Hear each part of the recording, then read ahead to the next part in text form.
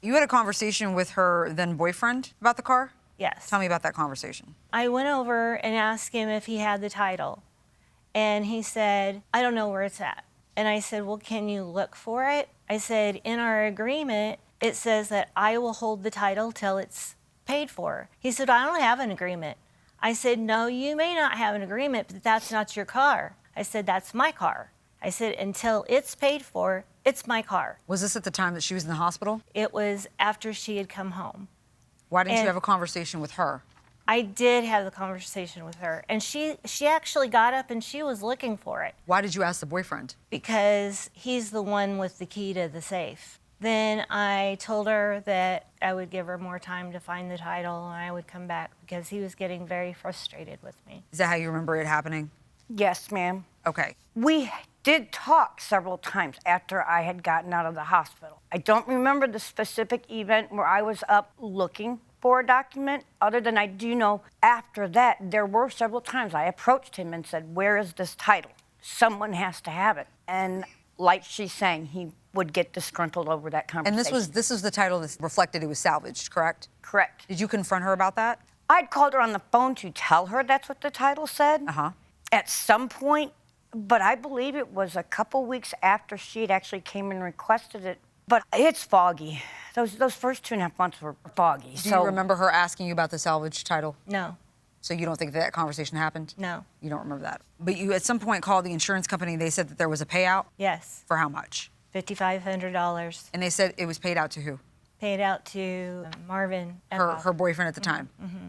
Did you ever communicate with your ex-boyfriend about that? I did, and that's funny. He was not on my full coverage insurance on that car. That car was only in my name. My job required to me because I transport some of my clients in my vehicle. Could you not have provided any documentation about insurance on the car at the time to us? I have nothing from that house, and it's only been, when I do go back, I will have to have the police. Believe me, I would like to have had every document I could have gotten my hands on, but it was not happening peacefully that night.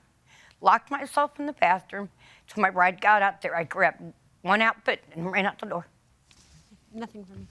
We're going to excuse both of you while we deliberate in this matter. Thank you both very much.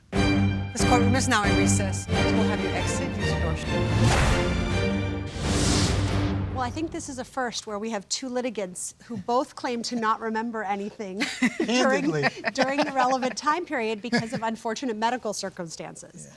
The one thing I think we know for sure is that the car was sold for $4,300, not $45,000. I also think there was clearly a $120 payment made at some point, and the defendant does not dispute that. And I feel very strongly that absent something more compelling, the agreement has to control in terms of the $1,200. Right. So the remaining question is, was there some type of fraud that would justify the defendant not paying the plaintiff anything more than has already been paid? And I certainly don't think that this discrepancy over the title rises to that. I agree with you. I don't think so. I think, if anything, the fact that the agreement provides a specific remedy for failure to pay, which is the right to repossess. She wants to repossess a totaled car, she could do that. Right. But I don't think that there's anything in here that would give her the right to elect the remedy of recouping the windfall of the insurance payment. You would think that she's out on a cause of action? No. I think she's entitled to the remaining amount of the purchase price that wasn't paid. Okay. That's it. Yeah, that's which you take the $4,300 purchase price, you deduct the $1,200 that the written agreement says was applied towards the car, and the $120 payment, and we come to a total of $2,980 due to the plaintiff. we have a verdict. Excellent. We do. We have a verdict.